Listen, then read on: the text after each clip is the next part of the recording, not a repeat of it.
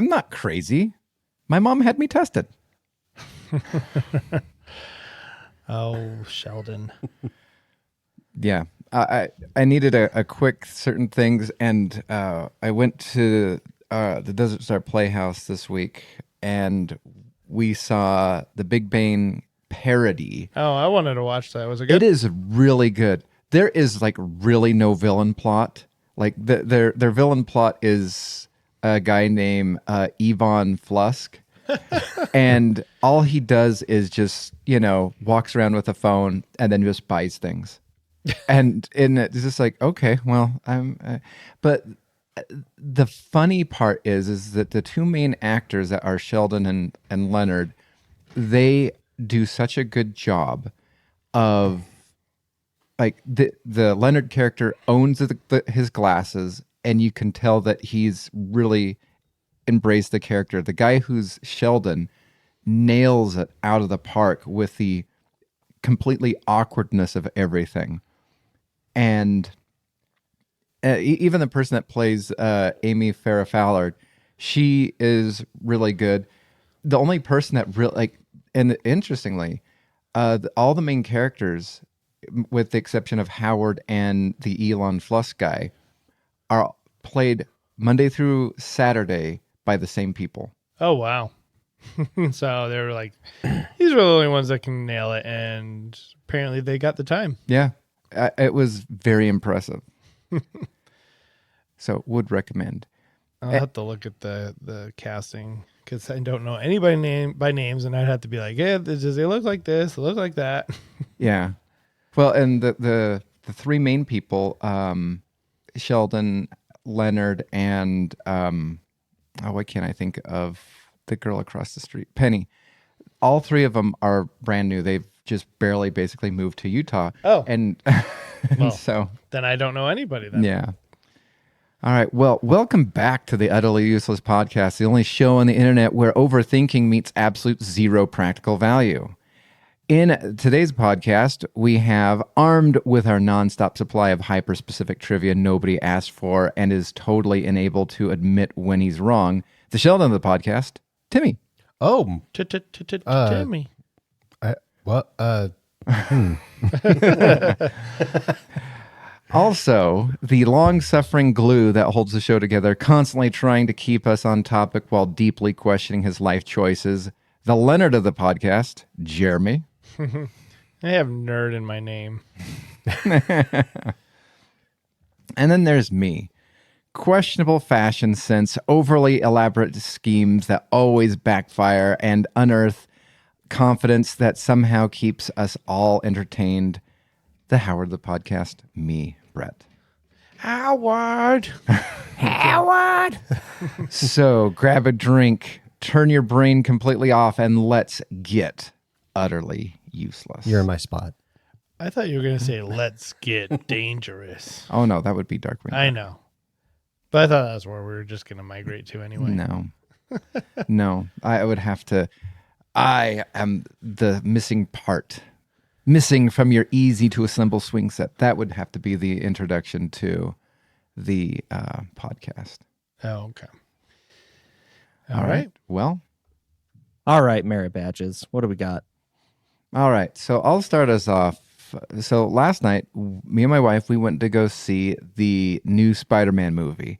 Now, we were just looking for a time or something like that. And unbeknownst to me, I picked the 3D version of... I didn't know they still did 3D. Did not know they did 3D either.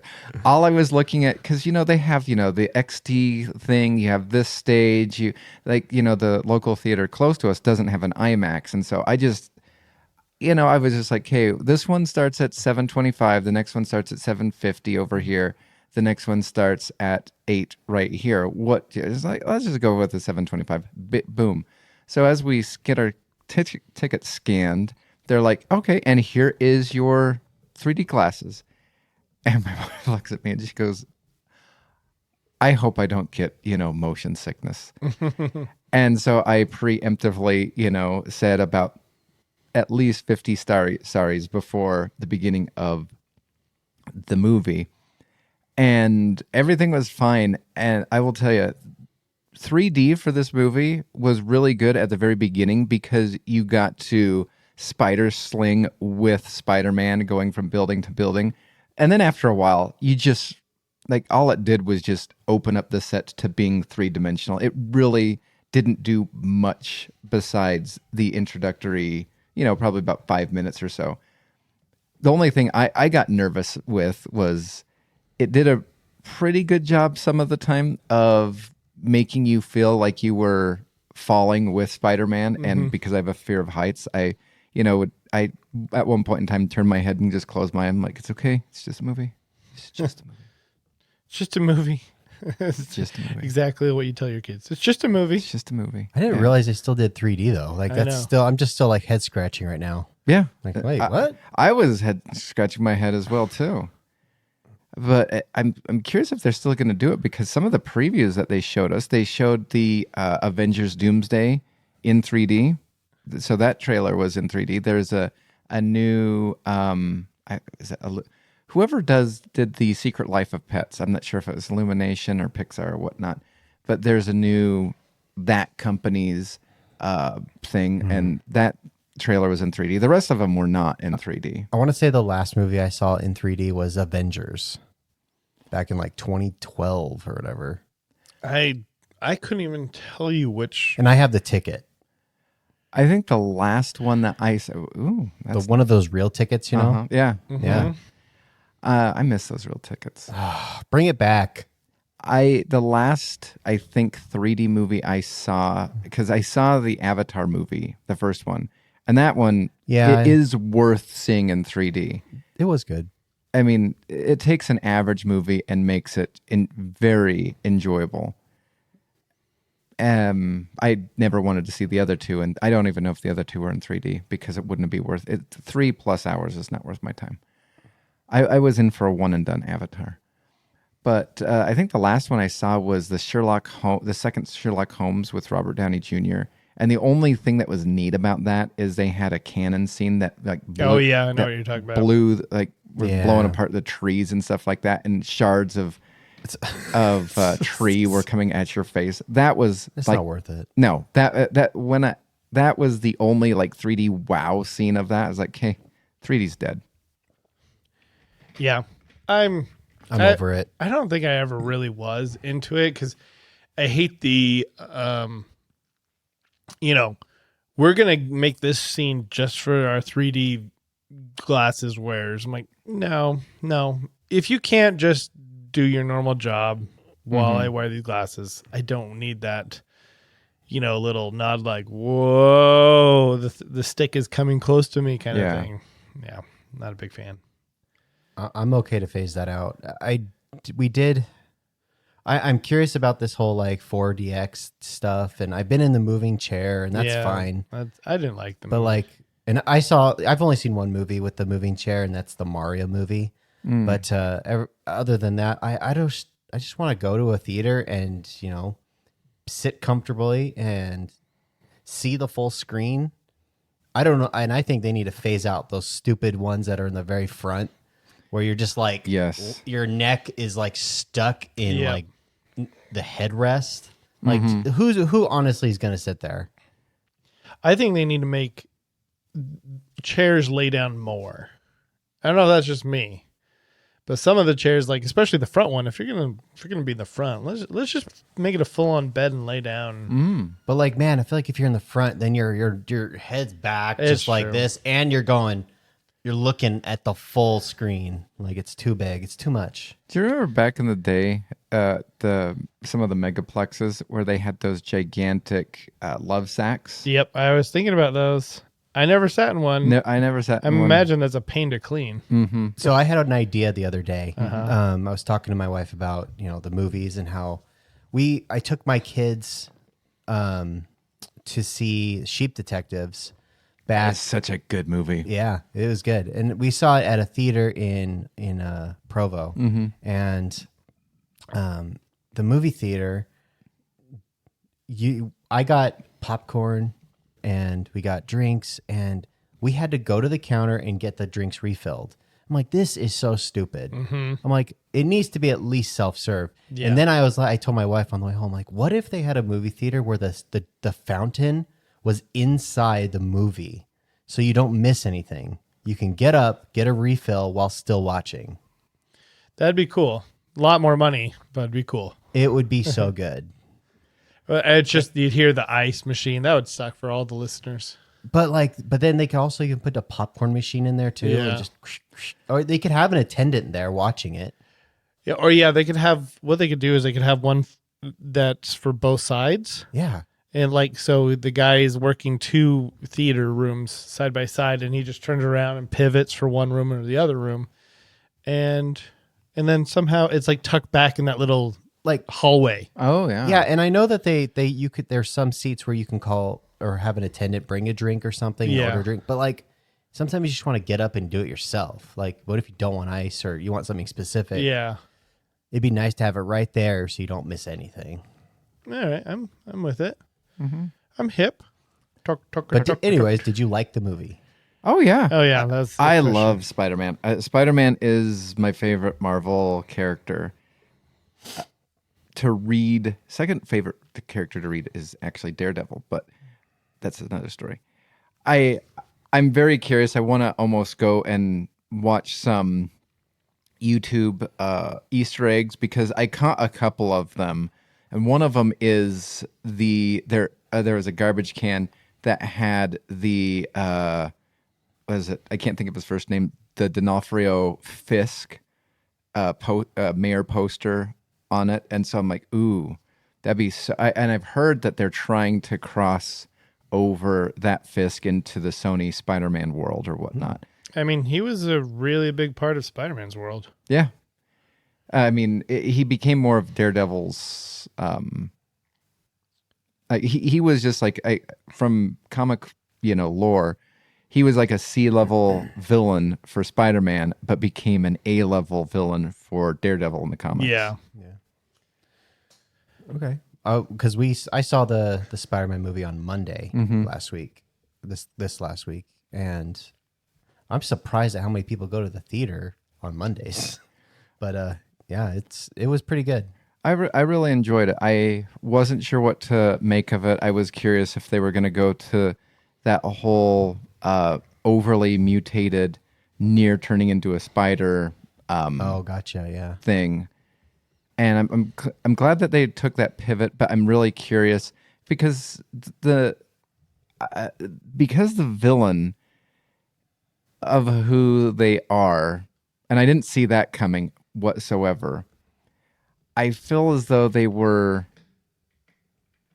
are they setting it up for more of the crossover for the next, not the Avengers Doomsday, but for the Avengers Secret Wars situation for that crossover? Because Maybe. that's the only thing I could think of, really. Well, all I know is my kids very much enjoyed the movie. And like I know beforehand they dropped the Avengers Doomsday trailer. And my kids were like, meh, we don't want to see it. And then I was like, wow, okay. Because like, I mean, I watched the trailer and like it hits a bunch of nostalgia pieces here. Plus, we have seen over the last almost 20 years of Marvel building to something like this. So I'm like, okay. But then they saw Spider-Man and now they're like, we kind of want to see Doomsday now. Random thing. Did you see the there was a video about Ryan Reynolds at Comic-Con. Did you see that? I watched it. That was funny. He's decked out in a full denim Deadpool outfit. He goes to it. He hangs out with everybody. He nobody knows who he is because he's in the Deadpool outfit and it's all denim. And then he's just like, I forget. He goes to a Q&A and he's like, I have a question, and I forget what the question was. Do you remember? Why was Thor crying? Where's Thor and why was he crying? And Yeah. then the other one was something. Was it have something to do with him being in the movie or no reshoots? Were you guys done with all the reshoots? Yeah. But then also, Ryan Gosling being Ghost Rider. Ghost Rider, that's going That's to be interesting. interesting. Yeah. I like Ryan Gosling. Like sometimes I forget how he can do different roles. How malleable he is. I see. I thought he was just holding out because he didn't want to do something like this. Yeah. But now I'm like, okay, well, I really enjoyed him in The Fall Guy. Yeah. And I enjoyed him in Project Hail Mary. And so I'm like, okay, he's kind of on the rise. So I'm like, yeah, that makes sense. Well, what was it? When I heard that he was Ghost Rider, it might remind me of that movie, Drive or Driver, where he like had 7 sentences total in the entire movie. Have I? Yeah, I've seen that movie. That's the one where he's like taking care of like his neighbor, right? Like, yeah. Okay. Yeah.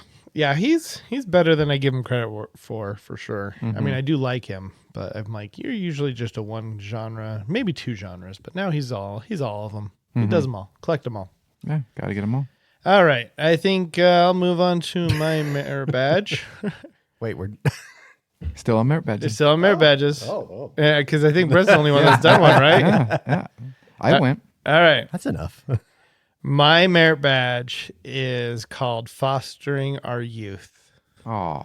So, I think I told you, Brett, this already. Essentially what it amounts to is while my son was in town, I showed him a lot of horror movies. And, Yeah. I enjoyed it. Right. I enjoyed my time with him and watching those. And I don't think I told you this though. So we went through a lot of different movies. We went through, I started him off with Lights Out. He did all right with that. He didn't have a problem. And then we watched, what was it? Quiet Place, which I was like, this is like more of a thriller than a horror, but still.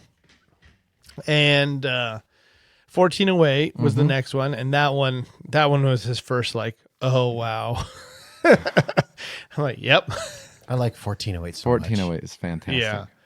I think we watched maybe 1 or 2 before we got to this one, but the final one we watched was The Conjuring, and it was really funny because my wife texted me during The Conjuring, and it was late at night, and it was about 10. She needed something, so I'm like, Jude, I'll be right back. He goes, you can't leave me. It was right in the middle of the movie, and I'm like, I'll be back in a little bit. He's like, okay, and I'm like, do you want me to pause it? He goes, no. And so I go upstairs, and it takes a lot longer than I planned on. And I come back downstairs and goes, the movie's really scary when you're watching it by yourself. So I'm like, yep. I'm like, that's probably why the movies that I find scary are more scary than you thought they were, because I always watch them by myself in a room, but in a dark room, because I always have to watch it at night if it's the first time. Well, I mean, I remember when the first time you watched Lights Out, because I had rented it on iTunes, and I was like, Jeremy, you're connected to my account. You have 48 hours. Get it watched. Yep. And I came downstairs, watched it in the darkness, and I was like a little rattled by that in a weird way as an adult. Be like, I'm in the dark right now. On a timeline. What was that? You're on a timing. Oh, yeah, on a timeline. So, I mean, looking back at the movie, and like the movie's still great. It's just definitely doesn't hit as well as it did the first time at all. The Conjuring, I've watched it now 3 times. I like it. I like, especially because I like a lot of the things that the guy from The Office Space does. I forget his real name. Not Office Space. Yeah, Office Space. Right? The movie? Yeah. You know what I'm talking about? Like, I think so. Yes. The main guy. Yes. Yeah. Okay. Yeah, he is in. Yeah, he's the dad. Yeah, he is the dad in The Conjuring. Yeah. And I shouldn't say this, but I'm going to. I really don't like the girl who was on The Haunting / Conjuring. Oh, yeah. I don't like her. I'm like, let's get somebody else, please. Anybody else would be fine. I didn't like her in The Haunting ever. She's the worst part of that movie. Yes, she is. I mean, you have Catherine Zeta-Jones. You even had, a young Owen Wilson and Liam Neeson and stuff like that. But yeah, I don't know. Yep. Not sure. Yep, exactly. But anyway, just teaching our youth the way of thrillers. And I was like, just so you know, if you become a fan of horror films, you have to sift through a lot of crap. Yes, you do. Before you get to anything good. I'm like, that's just the way it is, unfortunately. That sounds about right. Well, I guess I'll go next with my rare badge, and it's kind of something similar, but I'm calling it, and you'll probably get it right away. But I got the percusizing merit badge. Ooh. So for the first time, Hold on. Can you do crunches if your eyes are closed? yes, of course, and I'm willing to prove it. So I showed my kids for the first time heavyweights, and first off, I haven't revisited heavyweights in, I want to say, 15 years. Oh yeah, Maybe. It's then been you a were long in for time. a treat when you watched it. Yeah. And I mean, I know we've talked about it a lot on here, and then just I've seen little bits and clips every now and then. But like revisiting it like was so funny, and watching it with my kids who had never seen it before was also funny too, because they were busting up laughing, and you know, my kids were kind of hesitant and also almost like not interested, you know, just by looking at the title or hearing the title, seeing a picture cover, and they're like, no, this looks boring, we don't want to watch it. And I'm like, trust Dad. And so In Dad we trust. and so I put it on, and they at first they were like meh, and then they kind of started to get hooked, and then they started to really get into it. And my little girl absolutely was loving it. My boy, well, he was trying to deny that he didn't like it that much, but I saw him laughing and having a good time with it. So they are percusizing with me. I feel like your son laughs very easily, so I'm sure he enjoyed it. Oh, he's trying to, I think he's at that age where he's trying to play it cool. And so I'm like, just like it already. Come on. Get it. But like, and now they're like, I'll quote something from the movie, and like, they know what the quote is now. Like, come on, you devil log. And like, they know where it's coming from now. Don't put Twinkies on your pizza. Yeah. I showed that to my kids pretty young, and my oldest daughter, she was obsessed with that movie. She loved it. She always wanted to watch it. Just like, it's so good though. It like is good. It really is good. And like, honestly, I love like the fan theories of like Tony Perkis, like how how like, oh, this guy is actually the guy from Globo Gym. Well, Globo Gym, but there's also a theory that he's Hal in Happy Gilmore. And so I'm like, oh yeah. I'm like, they all kind of it fits, and I want to believe that it's real. Yep. I'm all with it. I say this, it's funny. I say this, but I know I don't mean it entirely. But I'd love to have like a Dodgeball 2. Oh, yeah. And I've heard they're working on one. Oh, really? In fact, sometime tonight, I think for our movie tonight, we're gonna watch Dodgeball. Ooh, And I want to come over. And so I'm like, guys, get ready. My boy doesn't seem too excited about it. My girl's very curious. My girl is like a duplicate copy of me.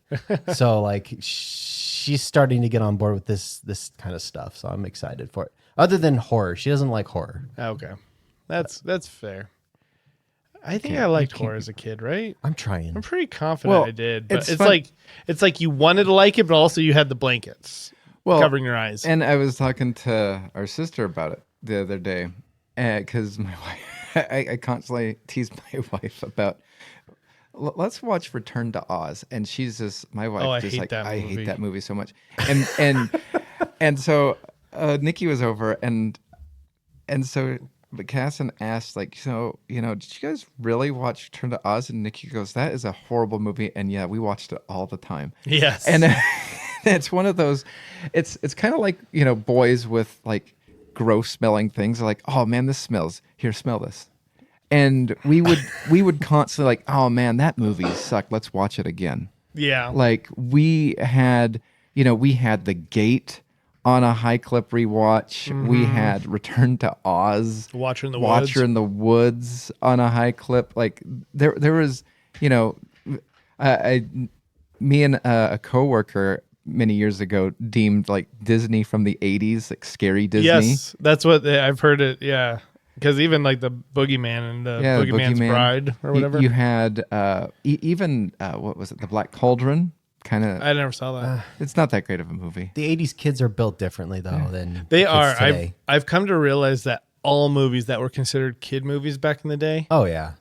like your classification of a kid movie is so different than what it is today. Oh, yeah. Did you hear that they found the original cut to the Gremlins movie?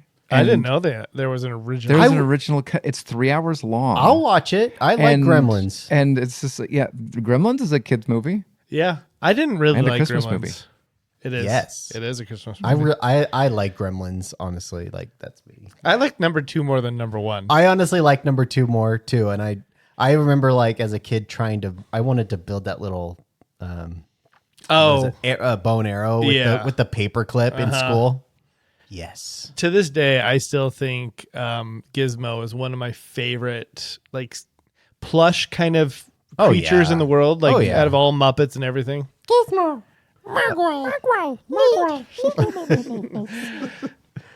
But yeah. Yeah. And I think that's another reason why I like horror movies is because growing up in the 80s, like this is a kid's movie. I mean, I remember being at, what was it? The Dark Crystal. I was taken to as a kid to a birthday party.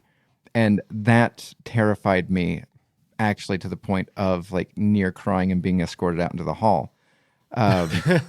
Because I hated the vulture creatures that would just...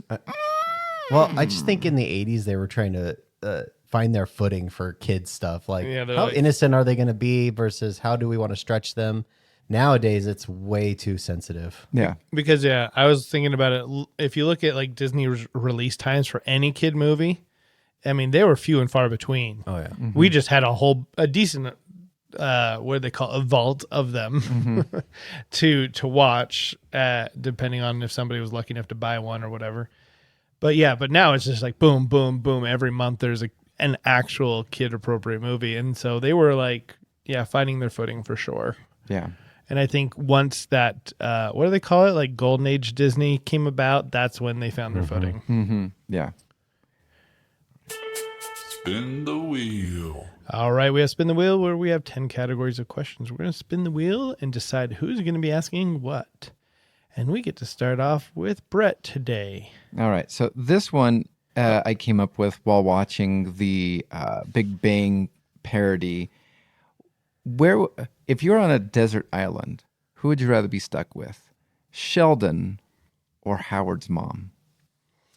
Sheldon. Absolutely.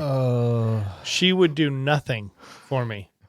Nothing. Absolutely nothing except yell and I'd be right next to her. But Sheldon, as annoying as he would be, he could help. And then we could laugh and talk nerd stuff too. And then he could tell me I'm wrong. Yes, I was going to say that would be a thing. I'm okay.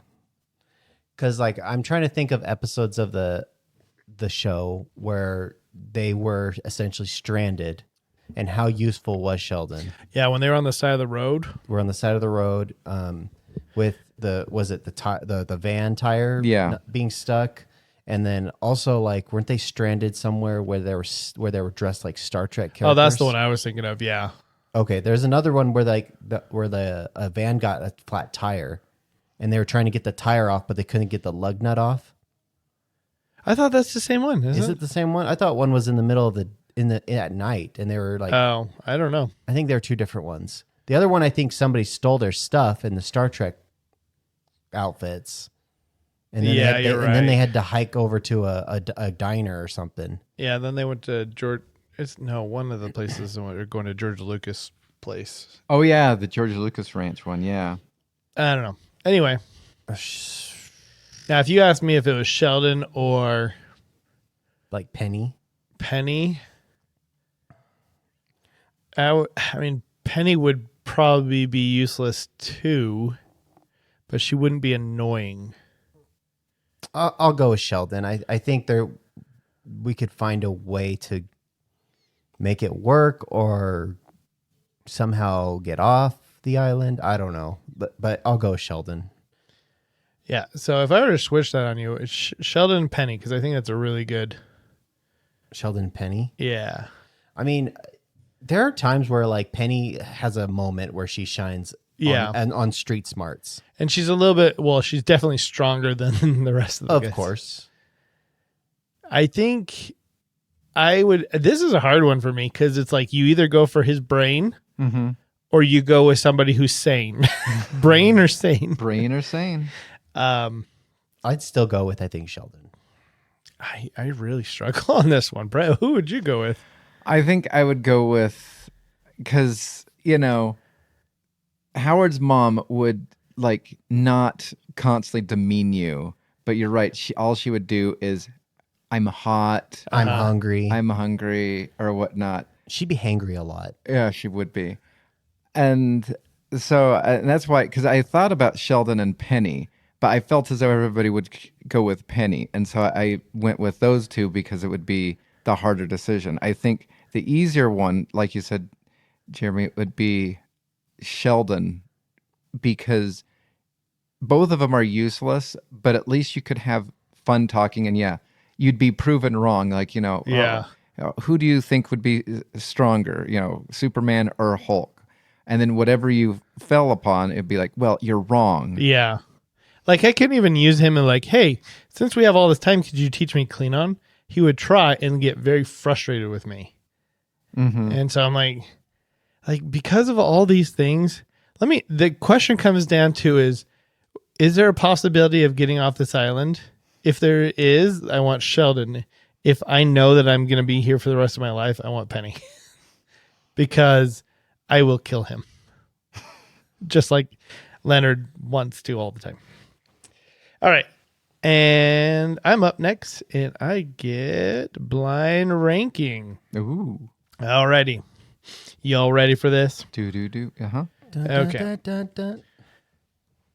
Number 1. So we have 5, just in case we all need a refresher.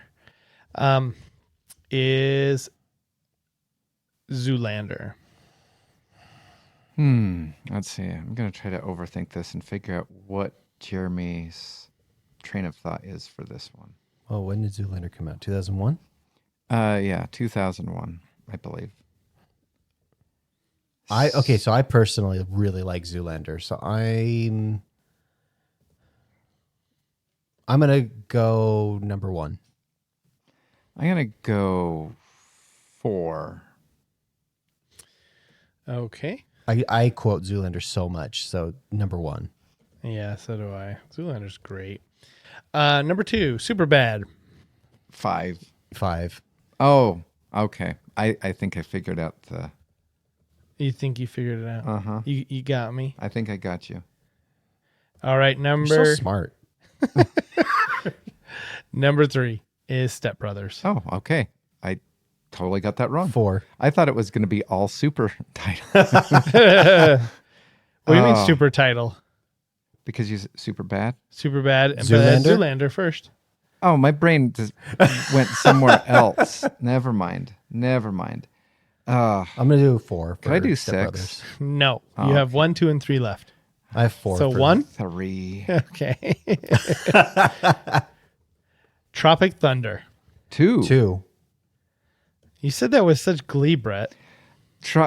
I don't really like most of Tropic Thunder, but there are some lines, and then the mock trailers at the very beginning are hysterical. And that's the movie with what's his name? The bald guy at the very beginning. What's his name? Tom Cruise, right? Yeah, Tom Cruise is in it. Yeah. All right, Timmy, you said what number? 2. 2? Oh, okay. I misheard. All right, and the final one, Ron Burgundy Anchorman. Number 1. I'll do number 3. That's fine. All right. I probably would switch 2 and 3, but it's fine. I would switch. So I would put Superbad as 5. No way Zoolander's below Ron Burgundy. Superbad would be 5. I think my 4 is... Wait. What do I have as 4? 4, you have Zoolander. Okay, I would put Step Brothers there. Then I would put 3 Zoolander. Yeah. Yeah, I think Timmy wins this one. But yeah, if I had it non-blind, I would probably do Zoolander, Anchorman, Superbad, Tropic Thunder, and Step Brothers. Yeah. All right. And Timmy, you're up next, and you get Would You Rather. So we're going back to school pretty soon for Back to school. kids. So my question is, would you rather go back to school at Hogwarts or Xavier's School for Gifted Children? Am I gifted? I mean, either one. You're mutant gifted one gene? way or another. I mean, wouldn't that be funny if he was the only human at Xavier's school? And it's just, or, I'm a minority. I'll tell you what. If you pick Xavier's School for Gifted Children, I'll ask AI to give you a superpower. Sweet. Ooh. I'm going with that one. Yeah, let's do that. I don't know why. I'm sure wizardry is better overall, but I'm still going with the mutant one. So yeah, I want to also hear what I am. Because I imagine if I go to Hogwarts, I'm a wizard, Harry. God, a wizard. Of course, yes. Yeah. Might be a mudblood, though. Now, if you were to pick the Hogwarts, then I would ask AI which house you'd go into. Okay. I'll go in Hagrid's house. All right. And your actual retail power is... Let's see. Show me. Show me the power. Show me the power. It's thinking. Thinking. Come on, AI. Drink up that water. Just drink. Jeremy would get the Aurora of Absolute Derailment. What does that mean? I have an aurora I guess. where I'm Jubilee, except worse. The ability. Jeremy generates a localized psychogenic field that forces anyone within a 20-foot radius to completely lose their train of thought. A structured, serious conversation instantly dissolves into an intense 45-minute debate about 90s pop culture, odd, mild inconveniences, or obscure food takes. Okay, now do me. Your hero name is the Tangent. Ooh. The tangent. So I can walk into a room and just make people like completely just go on a tangent. Okay. Yeah. Okay. In a combat scenario, a supervillain reveals their master plan to destroy the city, only for Jeremy to interrupt with, okay, but real quick, do you actually eat the crust on a stuffed crust pizza first or last? The villain gets so wrapped up in defending their pizza philosophy that the police arrive and arrest them. All right. I can dig it. However, the police will arrive, and then suddenly they're pulled into the same argument. I am the perfect for any kind of like con artist thing or thing that they're trying to distract somebody. That's me. Like, hey, go and distract. Okay, Skip. Okay, now Brett's superpower is selective fact sponging. Ooh. The ability, Brett's brain acts as a cosmic receiver for hyper-specific, completely useless trivia. He can instantly recall the exact weight of a 1982 bowling ball or the mid-90s sales figures of a failed soda brand with 100% accuracy. His hero name, Captain Overthink. The catch, every time a new useless fact enters his mind, it permanently overwrites a piece of critical, practical knowledge, like where he left his car keys, what day of the week is it, or how to spell necessary. The ultimate team attack. Together, Brett feeds Jeremy an endless stream of bizarrely specific facts, which Jeremy uses to totally paralyze their enemies. You're my sidekick. With sheer confusion. Professor X would be, well, he'd probably just be confused, but he'd let them wear the yellow suits anyway. Do you think I could confuse Professor Xavier? Like you put him on a tangent? That would be funny. He just shut down your mind. No, we're not doing this again. Alrighty.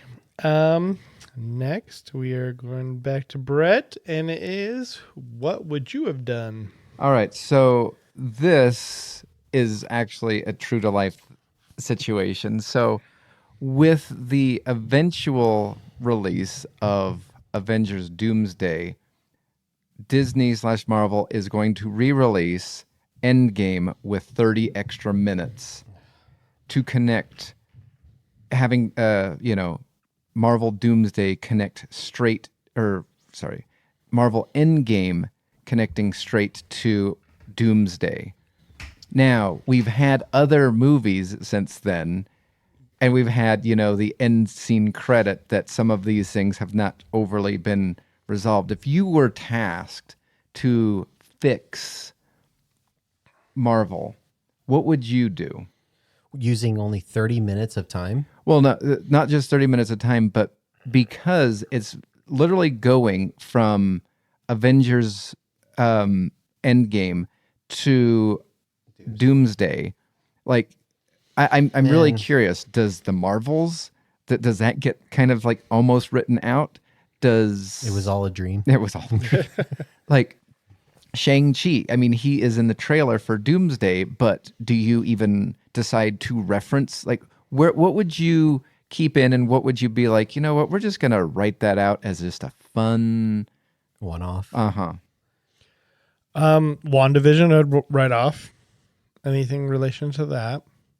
Well, I don't hate WandaVision, and they kind of somewhat fix that in Doctor Strange in the Multiverse of Madness. I'd still write off that one too. I do think we need that though. Why do we need it? I did not enjoy it at all.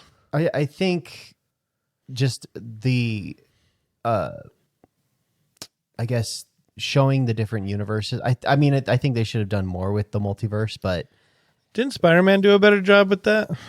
I mean, they brought things so. to the universe, to our universe, whereas Doctor Strange went to another universe. I would totally axe the Marvels. Yeah. I don't necessarily think we need Black Widow. Even though I know Yelena's in there, that she's kind of being classified as the new Black Widow. I've seen your belly button. Yep. Let's see. What else has come out? Shang-Chi. I would keep Shang-Chi because I thought that was pretty good, and I think that deserves a rewatch. I don't know how they're going to incorporate the end credits, though, like from that movie. Mm-hmm. Like something with like his bracelet calling out to something. Because I think originally it was going to have something to do with Kang. They kind of written out Kang with the Loki series. Mm-hmm. I didn't mind Captain America and the Winter Soldier. But what about Captain Falcon, America, I mean. the Brave New World? I don't like Falcon. I don't. I mean, I think they made that just to establish that they were serious about making him Captain America, and that's fine. It's not. I'm not. I would have rewrote it to Captain America is Bucky. I mean, I would have preferred Bucky as Cap, but they just didn't take that route, and that's fine. So I guess I could keep that. I don't know what they're going to do with the Red Hulk moving forward, or if he's just going to stay in prison. Let's see. The Thunderbolts. I didn't mind the Thunderbolts. It was fine. And then the Fantastic Four was fine too. I still think Pedro Pascal should have been somebody else. And when you were saying the Marvels, do you mean the Eternals? Yes, the Eternals. And honestly, the Marvels didn't need to happen either. What's the Marvels? The Marvels, the one with Miss Marvel. Oh, Miss Marvel. Oh, I forgot that movie even existed. I don't think we even needed that. And then I think the Eternals kind of written itself out. Like she wrote her characters out technically at the end, so I think that's kind of a one-off. But it honestly doesn't even need to happen. I think Ant-Man 3. Ant-Man 3. I mean, Quantumania. They did write off Kang in that one. So necessary, also unnecessary. So I could go either way. I never watched like the Agatha series or anything like that. Yeah, I'm done with most of Marvel's series. Like as far as off of Disney Plus. Well, I say that, but I like Daredevil. I did like Loki. I never watched Daredevil. I should. Daredevil's fantastic. But yeah. Okay. There's a lot I would redo. I'm curious to see how they're going to do this additional, time for an Endgame. And I'm a little irritated that it's only going to theaters. And I honestly just release it, on Disney Plus or something as an option. Like, it's a total cash grab. I know they're gonna try it. They want you to come in for Doomsday, but like to see 2 separate movies, come on. Yeah. Like, just release it like a month in advance or something before Doomsday on Disney Plus. That way they get more subscribers and they'll draw you into the movie theater. Mm-hmm. Exactly. I mean, could you imagine would you do a midnight screening watching the 3+ hour end game followed by, Doomsday, a 30-minute bathroom break, then going to watching Doomsday? See, they'll probably do like a 9 p.m. showing that leads into the midnight premiere. Yeah. And I'm like, by then you're like, it's 4 a.m. and you're like, ugh. No thanks. I'm kind of at the age where I'm done with the midnight showings. Oh, I have not done a midnight showing in decades. The last midnight showing I went to was The Dark Knight Rises. I think the last one I went to was The Matrix 3. I mean, I think the last one I went to, and it wasn't the opening showing of it by any means. It was just a midnight showing, and it was Sin City. Oh, I thought we saw that together. Nope. Was that Oh. No, I went with my friends, and I was like, I am tired. So, yeah. All right, I'm up next, and I got Kiss, Marry, Kill. All right. So you're going to kiss, marry, or kill, as in keep, kind of keep and get rid of for all eternity of all things Batman, Spider-Man, or Iron Man. All man. Keep Batman, kiss Spider-Man, kill Iron Man. Batman, Spider-Man, And Iron Man. Okay. I think Batman would be too intense to be married to, so I'd kiss him. Well, no, you're just keeping all just things. as content. Oh, keeping the movies? Yeah, keeping the movies, comics, content. everything. All content. Oh, okay. Then keeping Batman, kissing Spider-Man, same. Well, I kind of Copy thought and you paste. might move a little bit with Spider-Man and Batman. I do like Spider-Man, but Rogues Gallery, way better with Batman. yeah, I feel as though there's so much. If it was movies, if it was movies, it would be Spider-Man, Batman, Iron Man. Oh. But, with Batman, you get Teen Titans Robin. I know. You do. Yeah, I'm coming to realize that I think one of my favorite superheroes might be Batman. Like, there's none that I can really like. I like Daredevil a lot. He'd probably be my number one in the Marvel universe. It just because, like, as a whole, it's funny because it's growing up. Like, I really love Cyclops, and I look at Cyclops and I'm like, ugh. Like, he's such a Boy Scout. He's so he's telling him Wolverine what to do, telling everybody what to do. I'm like, I like Gambit. yeah, I like Gambit too, and it's funny because I also say that about Raphael. When I was a kid, I really loved Raphael, and that was like the exact same person as Cyclops, kind of. Mm-hmm. And Such a leader. yeah, and now I look back and I'm like, oh my gosh. And so, What have I done? so now Deadpool, and so now I when I watch like anything or read anything comic book related, it's usually Daredevil and I like Batman things. I definitely didn't like grumpy Batman. Oh, where, yeah. Like I'm glad you know what I mean, because that is definitely not. I like a little bit more of a lighthearted Batman, and so anybody who like makes him appear more like grumpy in cartoons and comic books, I'm like, nah, it's not for me though. I just rewatched Batman Beyond, The Return of the Joker. Oh, yeah? So good. It's so good. I have not seen that in ages. Like, it's dark for when it came out, but it's good. I enjoy it. Is that the one that they go like the ending is in like a amusement park? No, that No. is Mask of the Phantasm. Oh, okay. I remember that being really good too. I guess I only see that. But anyways, so I'll probably say if I were to do this, I'd do Batman, Iron Man, Spider-Man. Because Spider-Man is... I only like not the Amazing Spider-Man. Ultimate Spider-Man, I think it is. I would also have a moody Batman over a moody Spider-Man. What do you mean? What's a moody Spider-Man to you?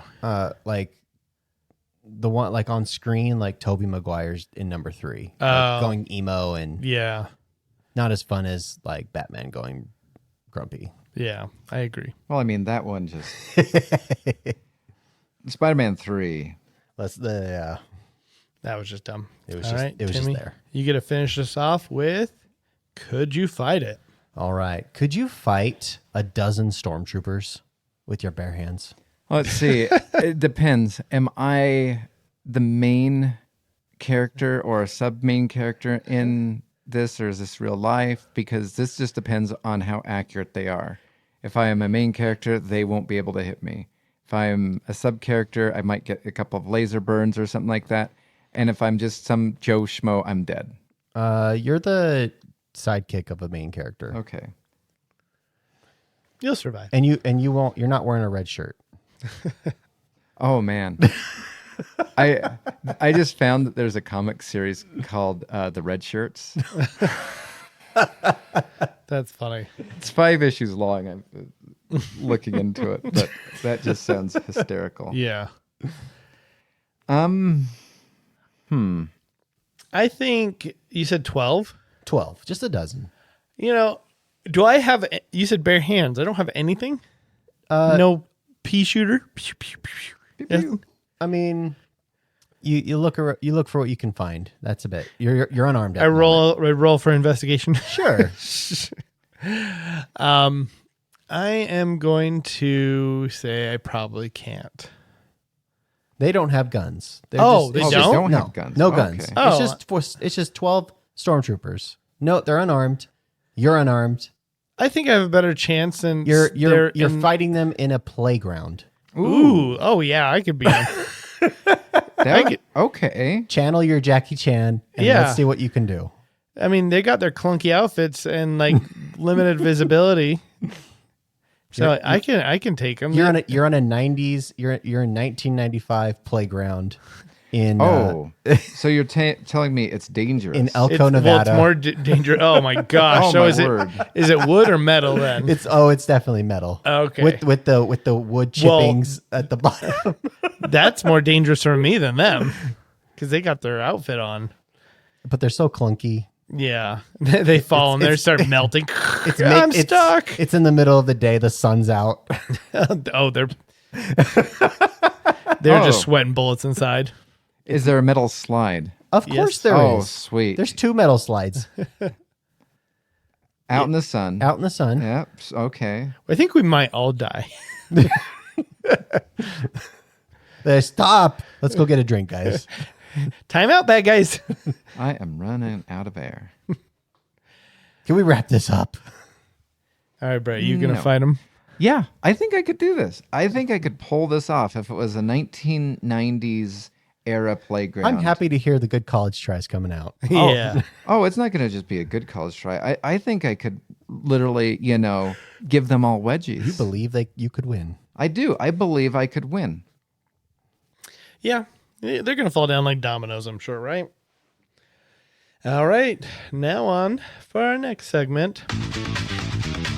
Okay, this is a new segment I made up yesterday. It's titled Prequel, Sequel, or Remake. I'm gonna tell you guys a movie, and you're gonna tell me whether it should get a prequel, a sequel, or be totally remade. Okay. Okay, first one. Jurassic Park. Sorry, say this again. So I have to decide if there should be one made. Yeah. So, do you decide to make a prequel to this, a sequel to this franchise, or The entire completely remake it? the entire whole franchise. Yeah. Okay. So start off with Jurassic Park. Do you want to make a prequel to this, a sequel to Rebirth, or remake it from scratch? Start completely over. But Rebirth is part of the Jurassic World, so Well, it's all in the same It is. franchise. I don't think a prequel could work. You're talking before Jurassic Park 1. Yes. I don't think that could work. I don't think that'd be as entertaining. It would have to be a I imagine it may be more of an action flick of them trying to get away. It's almost an Indiana Jones thing in my mind. That's what I'm thinking. But like, if you follow the timeline of Jurassic Park, like they go to these different islands where testings and stuff have all been taken place, and they did do like a kind of a They had an A and B island. well, yeah, A and B island, but also like in the Rebirth series, like they showed the Distortus Rex, and that testing was taking place around the time of Jurassic Park era. So like it would have to be something involving cloning process even more in depth, and like their successes and failures and in a lab. Yeah, but I feel like if you did a prequel and they just escape and eat people or something like that, it's not worth it. Yeah.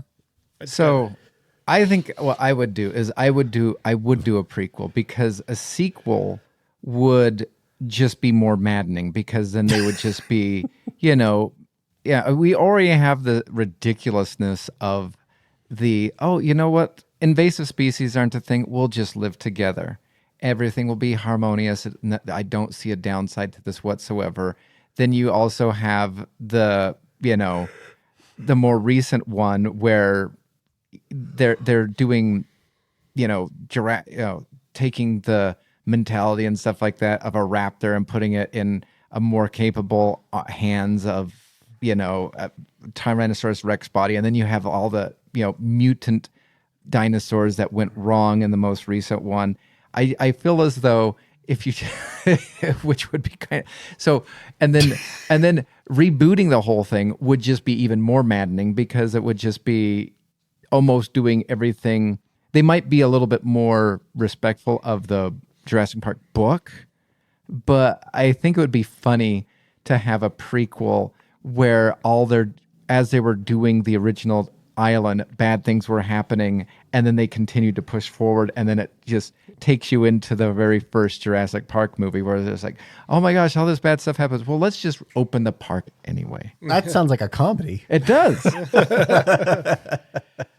This is what I'd want to do. It's not what options you gave me, but there's 3 Jurassic Worlds, right? Yep. We just destroyed the third one, never happened, and then the real third one is a post-apocalyptic. The world has been taken over by dinosaurs. That's what should have happened. See, I thought that's where they were going. Yeah, that's what I thought. Didn't. So that's what I want. Okay. But I haven't seen number 3. I don't think I want to really. So no, you don't. All right. Well, next movie, Back to the Future. I don't know prequel, if there sequel, or I don't remake? think there could be a prequel here. It could again a different genre, and that involves the Doc getting the uranium. Like that could be the story. It could be. It could also be like he's, testing time or time travel prior to the DeLorean. I don't know. But this is the first time he time travels is with the dog, right? I guess that we know of. That we know of. I'm just gonna say, reboot. Ooh. I saw this video. There's like a fan theory that in the first Back to the Future, after Marty gets back to 1985 and he runs to the Twin Peaks Mall, where he catches Doc and that Marty traveling or escaping the Libyans, and there's a theory that Doc set the time in the DeLorean into the future to kill that Marty instead and preserve the Marty that's there now. Because that Marty was a different Marty than the one that came back from 1955. Interesting. I would do a sequel, because there was, I think in like the early 2010s era, there was always a rumor that they were going to remake the Back to the Future. And I was just like, yeah, they're probably going to put, Zac Efron constantly, having his shirt ripped off and, oh no, I can't believe my mom is hitting on me and she's, just groped my chest and stuff like that. Because, you'd have to do that now. And to do a prequel, I think would be really hard. And so I would like to have it post. I think they'd have to be very careful, especially, maybe what we could do is because obviously Christopher Lloyd is much older. It could be Marty's kids or something like that, and doing some time travel shenanigans. I think I would be more apt for a sequel. Okay. All right. Well, next one, Indiana Jones. That one. Could I just take a gun and just do it like Old Yeller to that franchise? Like, it needs to be put down. I think the only way that we're going to get more out of that juice, out of that orange, essentially, to squeeze the juice out of it, is to reboot it. Now, keep in mind, because like the Temple of Doom is a prequel to Raiders of the Lost Ark, so it would be before that.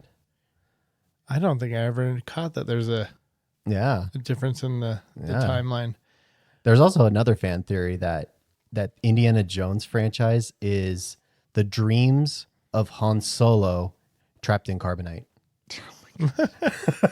Sure. Well, he needs to wake up so there's not anymore. The reason they say that is because like in Raiders of the Lost Ark, in one of the scenes on the wall, you see an R2-D2 and a C-3PO sketched in the wall. And then in a Temple of Doom, you're at the Obi-Wan Cafe, and there's all these other Star Wars nods. So they're like, there's a fan theory out there about that too. That's fun. I'm going to say reboot because we need to, we can't get any more out of that. As much as I like, Harrison Ford in that role, I think it's okay to start over. I'm okay with the time and everything. I like the 80s, or not the 80s, but the early 1900s, that era and stuff with Indy fighting Nazis and everything. I'm fine with that. If that's the way they want to go, or if they want to go in another direction, that's cool too. But I'm okay with the reboot. I totally okay with that. Yeah, you could change timelines. You could bring in the Russians during the Cold War or something like that too. Yeah. I don't know, something. Okay. Next one, Dirty Work. I think it's got to be a prequel. Leave it alone. I you think have a perfect movie already. No, this is it. This is the prequel. Them as kids, because it talks about when they did all this stuff as kids, they didn't take crap from anybody. Sounds like a Peacock show. What? Where does your dad keep his gun? Don't worry. Yeah. You know what?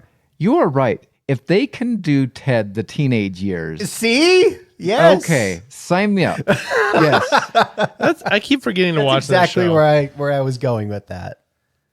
All right. You've talked me into it. Yes. I would watch. Okay. And the last one, Star Wars. I don't even It needs know. the Yeller franchise just Yeah. I think not only does it need to be reboot, but just leave the story as it was and just do an a reboot that has nothing to do with anything. I don't know. I know they just dropped an anime series, the Ninth Jedi or something like that, on Disney Plus. It looks good. It's interesting. It takes place way into the future with a new idea, but I haven't seen it yet. Yeah.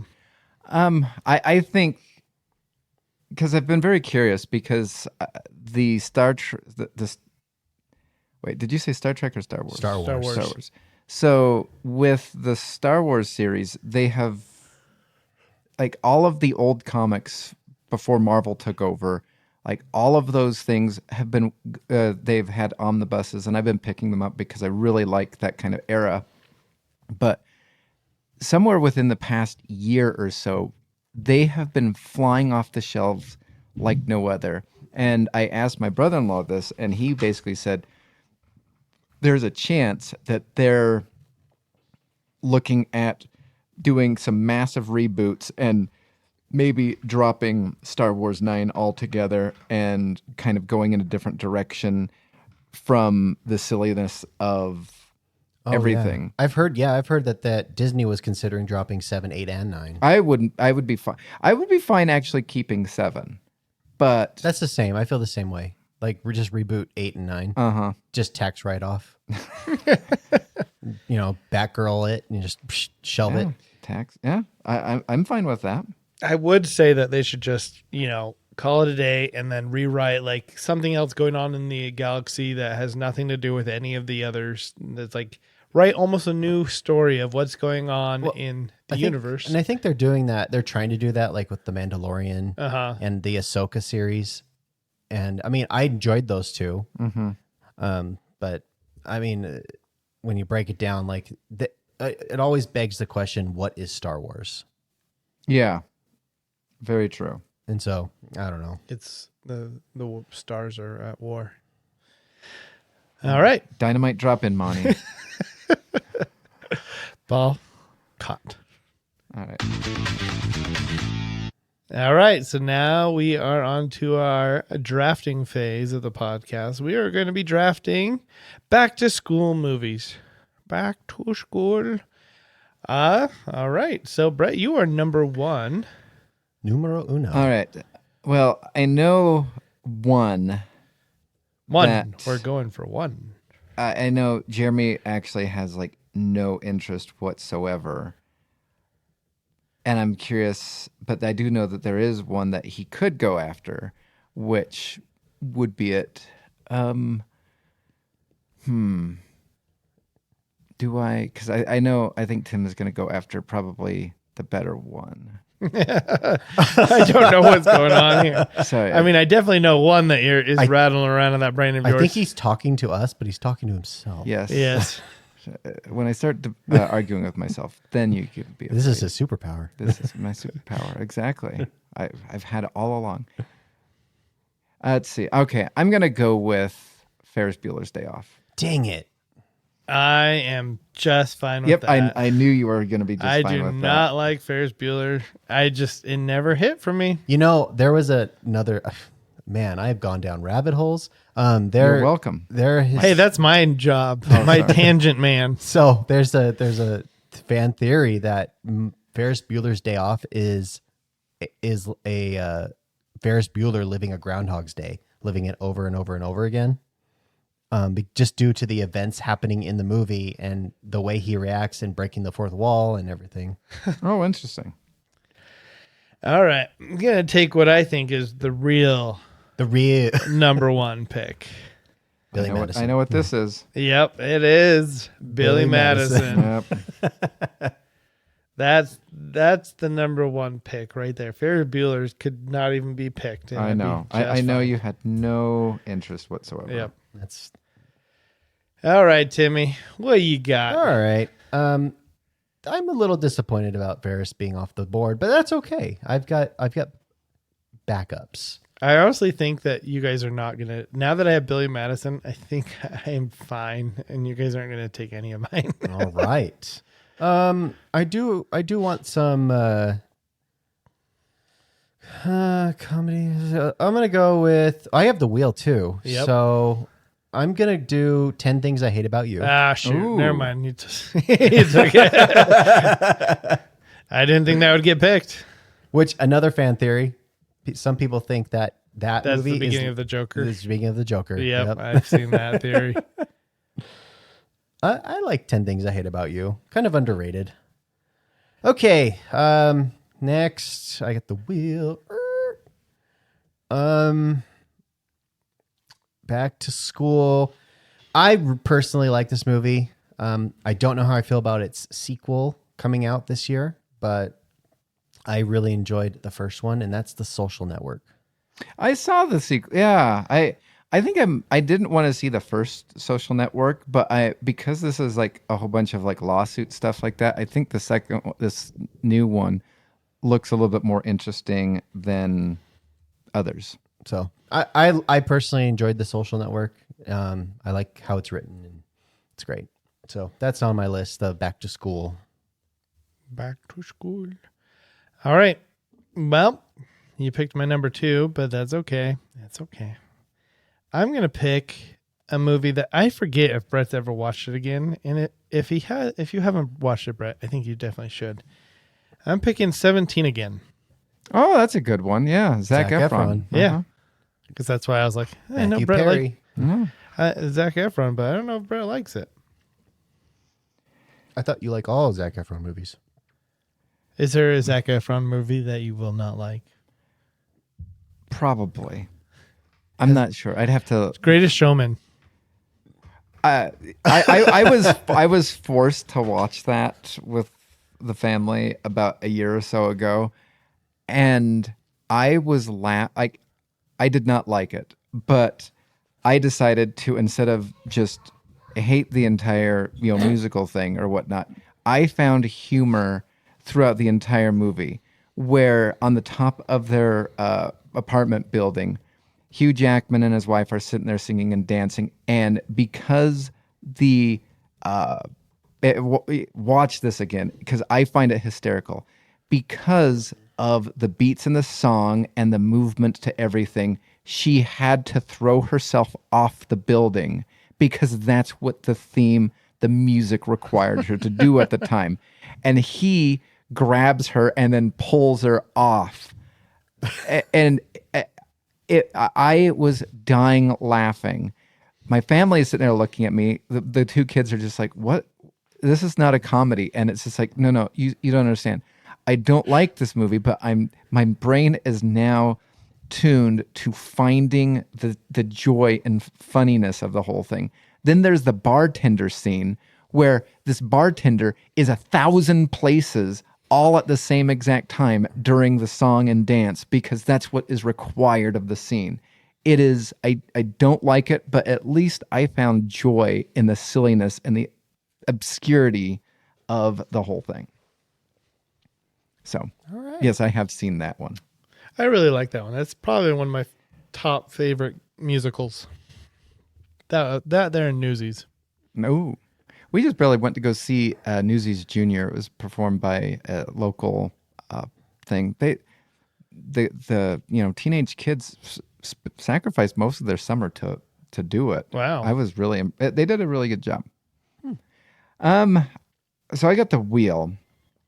I think for back to school, I mean Ferris Bueller is not a back to school, but is a school movie. I'm gonna go for back to school being Harry Potter and the Sorcerer's Stone. I was wondering who was going to pick Harry Potter. Someone was going to do it. Mm-hmm. Yep. Are you going to watch the HBO Max? I'm going to give that a go. I need to watch, what is it? Howard saves or doesn't save the universe or something like that. I've seen trailers. Fails to save the universe, Yeah. I think it is. Yeah. I want to give that a shot. And then, let's see. I had another one that was locked and loaded, and I didn't write it down. So I'm just going to go with... I like that one. I'm going to go with School of Rock. School of Rock? It's a I did solid not choice. like that movie. What? Jack Black annoys me when he goes full Jack Black, but that movie is good. I've seen it multiple times in theaters where they've made it into a musical, and the actual music that they do is really fun. The only thing that's annoying is the main actor has to play Jack Black playing the character. So he's like, the main actor has to play 2 people at the same exact time, where basically Jack Black is playing himself. Yeah. Did you guys see the trailer for Jumanji? Yes. Yeah. Looks good. It does look good. All right. So I should have picked this one number 2 if I forgot all about it, to be honest. but also I want your take on it. If it counts as a school movie, a back to school movie, it's definitely not back to school. It's a school-ish related movie. Is Can't Hardly Wait. Is that a school movie? I would classify that as a school movie. Okay, cool. I love that movie. Yeah, that was Seth Green. Seth Green, and who was the love interest in there? Um, She was in everything in the late 90s, right? oh, Jennifer Love Hewitt. Yeah, Jennifer Love Hewitt. Yeah. I was trying to remember the boy's name. I'm like, I'll never remember that boy's name. Mhm. And he's in things all the time, but yeah, he had a letter he wants to tell Jennifer Love Hewitt. Okay. Okay. Oh, all right. I know where Brett's brain just turned to.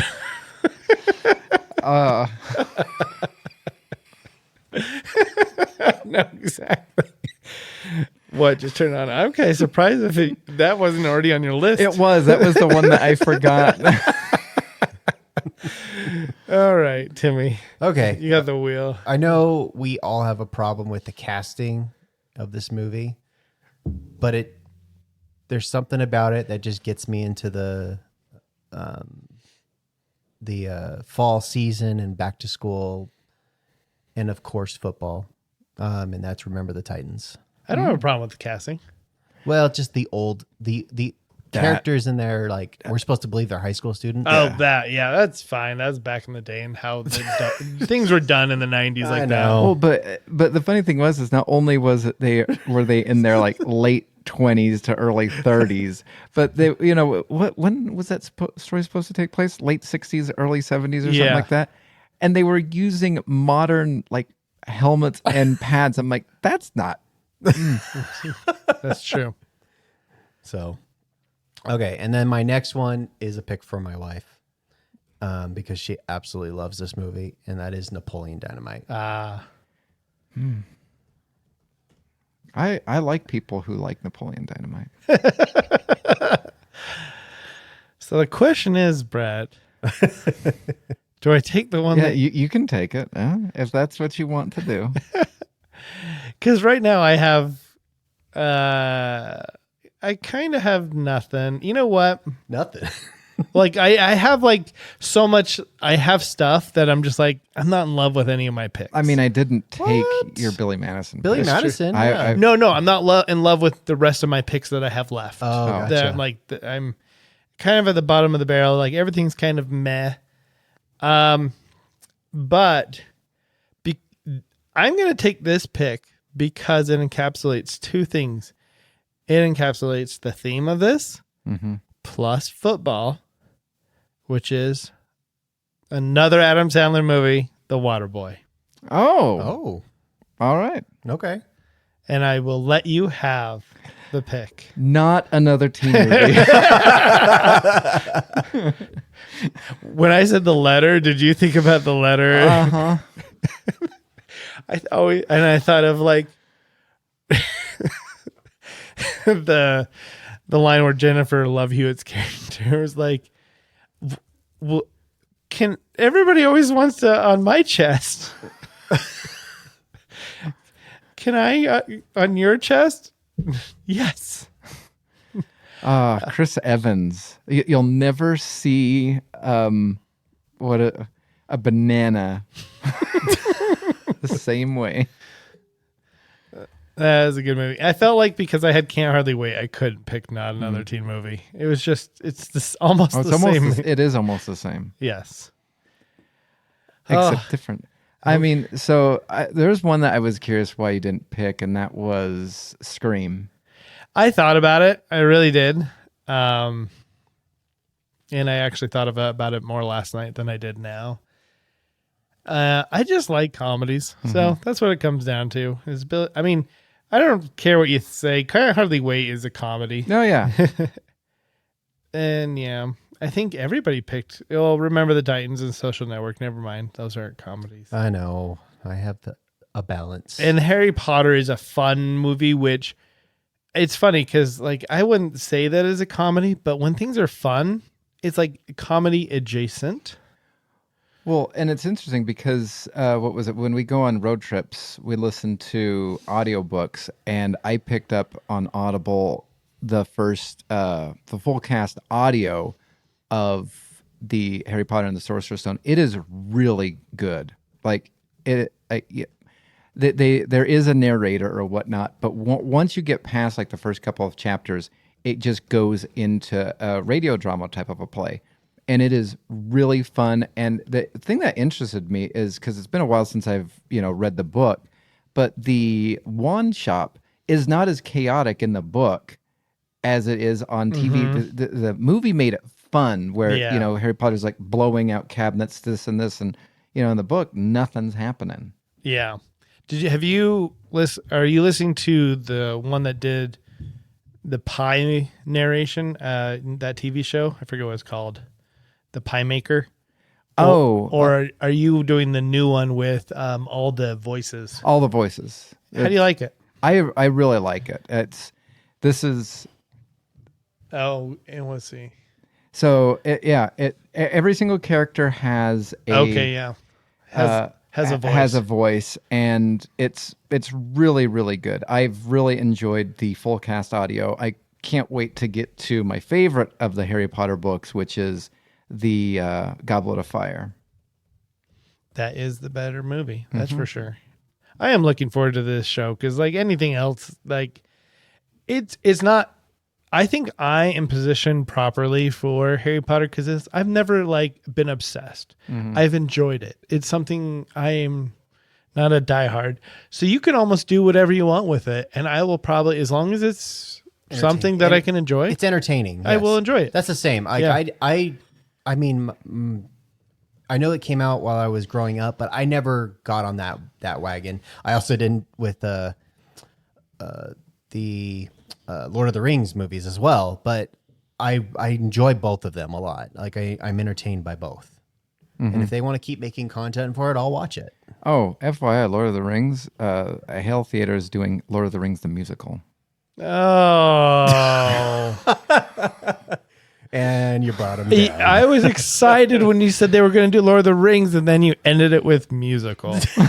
This could be in your top 5 best musicals. I doubt it. Do you think the Rocks are going to sing? The Rocks? I mean, like anything musical related, is just like, I don't even know where my brain just stopped. It's like, why are we even thinking about this right now? Well, okay, anything music related when it comes to Lord of the Rings or Tolkien's world has just been disappointment. So unless they do something bizarre and do like a Knight's Tale where it's gonna be like "We Will Rock You" kind of stuff like that, like maybe there's a chance, but I do not want to listen to. I like A Knight's Tale. Yeah, Knight's Tale's great. Yeah, I don't want to listen to Tolkien-ish music. No desire whatsoever. When Brett told me when I was going to read it for the first time, Brett's like, skip every section that they're singing, and I did that, and I loved the book so much more. I didn't even bother reading one iota of any of those songs. Yeah, I've been called a heretic for that because it's like, no, it's beautiful, and it's just like I struggled, and then once because I read The Hobbit, and I was just like, okay, this is okay, but it's kind of being bogged down by some of the stuff. I read the first Lord of the Rings book. So I got to the Two Towers, and I just skipped all that. I'm like, this is so good. Oh, I should have done this a while ago. All right. So I have our AI, our judge. of who picked it. The Overlords. All right. And it's funny.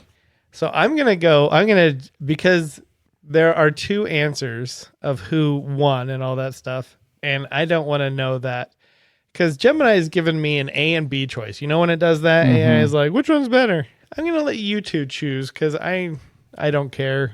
And I was trying to skim to see who I thought which one was better to read. But which one do you guys pick? A or B? Just out of random. I'm gonna go with B because it's one of my favorite letters. I guess I'll go with A because it's one of the letters. Okay, well, I can't read both of them.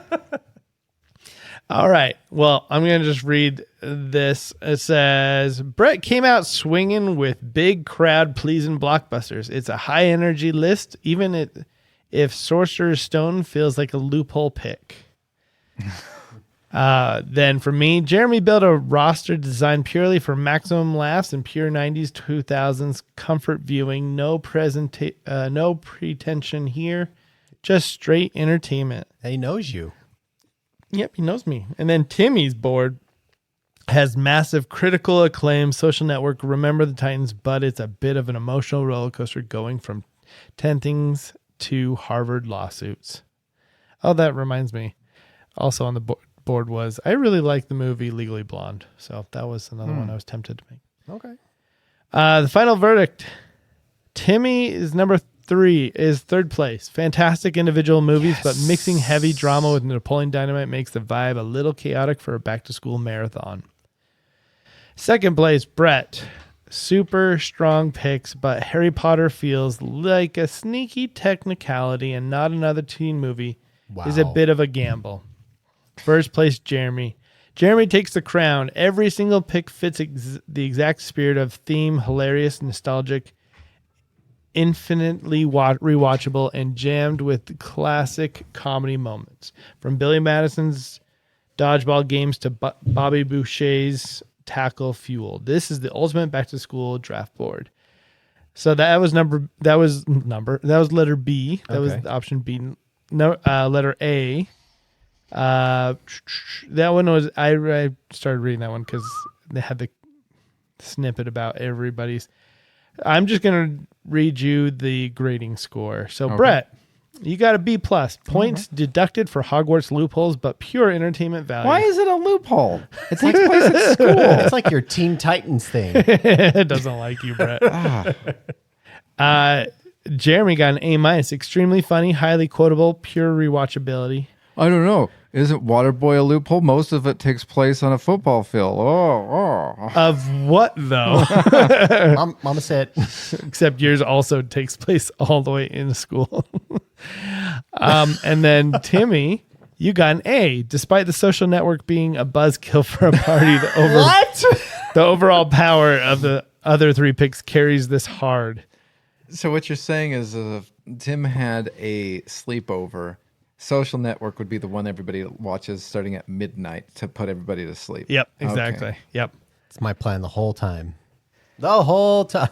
So the final verdict of A is third place, Brett. Phenomenal movies, but you spent half of your draft in a magical castle and parade route in downtown Chicago instead of an actual school building. Oh, a jab at Bueller? And then second place, Jeremy, a fantastic, hilarious board. If you're hosting a weekend movie marathon with pizza and sodas, this is the stack you put on. Yes, I agree. And then the winner of the A pick is Timmy. Between the 90s rom-com royalty of 10 Things I Hate About You, the sheer emotional weight of Remember the Titans, and the cult genius of Napoleon Dynamite, Timmy puts together the most well-rounded classic high school board of the night. And I agree. Even with Mark Zuckerberg lurking in round 2, it says. So, depends on who you think was more right, A or B. I mean, we're all winners, right? We're all winners. We're all winners. Yay. Now it's time for recommendations. I'm going to take this time to say that my recommendation is Stuart fails to save the universe. It's fun. The only thing I'd say is this: every episode is just too short. There's so much in each episode.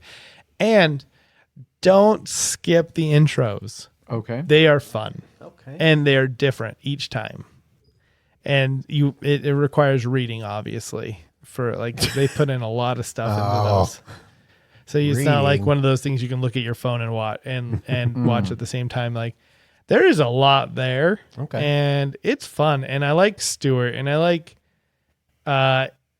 also the geology guy. I can't think of his name right now. Oh, the big kind of lumbering guy? Yeah. So it's a fun show. I think they only have 3 episodes. So, if you want to hold off longer, because it is something that you will go and you'll binge it. You'll watch the next one and the next one and the next one. So highly recommend. It's fun. Watched it last night. Okay. My recommendation, I have 2. One is we talked about earlier, the Spider-Man movie. It was fun, a fun watch. Where do you guys rank it in the Spider-Man in the modern, not Tobey Maguire, but Just the The 3. Tom Holland. just Tom Holland's actually, yeah. I still think the No Way Home is number 1. Yeah, I would say this is number 2. This is number 2. and then Really? Brand New Day is number 3, and then I think the Brand New sequel's Day. number 4. That's this one. Well, no, Because it was Homecoming. Homecoming's number 3. Homecoming, Far From Home. Far From Home, No Way Home. So the No Way Home's number 1. Yes. Brand New Day's number 2. 2, I would say Homecoming's number 3, and Far From Home's number 4. I agree. I totally agree with Copy and those paste. rankings. Which one's Far From Home? Far From Home is the one with Mysterio. Okay, yeah, Jake because that one was Gyllenhaal. pretty awful. Yeah. Yeah, that's it. Yeah. So that was your Oh, that was one. One. And then my other recommendation, if you haven't watched it, and if you're a Avatar: The Last Airbender fan, they dropped the Avatar Aang movie. It was good. have you seen the Netflix show? Yes, Is that what are your thoughts? Because I thought about starting it, but if you have time, watch the anime cartoon. It's way better, but it still does its own thing, and it's decent. okay. It's pretty good. And so we've watched season 1 and 2, and now we're waiting for the final 3rd season to drop whenever it does. But the animation is better and it's definitely like family friendly. So like young kids could watch it and adults can watch it. It's good. The one this isn't a recommend. I want to watch this movie because the idea seems so dumb. It could actually be hysterical. And that is the end of Oak Street, where a street gets pulled into basically the Jurassic period and dropped there, and a family is trying to survive that. It just seems so ridiculously stupid. I actually think it could be hysterical to watch. See, my kid is excited to watch it, and I'm like, I don't want to pay to go see it in the theater. Yeah. But I'll wait for it to drop somewhere. Yeah, and I don't think I want to. I do want to see it with my brother-in-law because he if every single Jurassic Park movie he loves except for, it's so funny, except for Jurassic Park 3. And I'm like, I actually have nothing wrong with it. What do you think about this part of Dominion? What do you think about this one? He goes, well, I hate that part, but Jurassic Park 3 is awful. And I go, but Jurassic Park 3 I like Jurassic Park 3. I think Jurassic Park 3 is actually a lot better than the Jurassic Park 2. Oh, yeah. Definitely. And some of the Jurassic Worlds. But I would love to watch it with him because if there's a dumb movie, he probably loves it so flippin' much. And it would be so fun to watch this ridiculous movie with him. All right. I just looked it up because I was curious of how everybody, like Rotten Tomatoes, the user score of Spider-Man's. So number 1 is No Way Home. Number 2 is Brand New Day. And number 3 is Far From Home. Interesting. And then number 5 is Homecoming. Really? Yep. Yeah. Well, they almost got it right. All right. Well, I guess with that. See you. In 3D.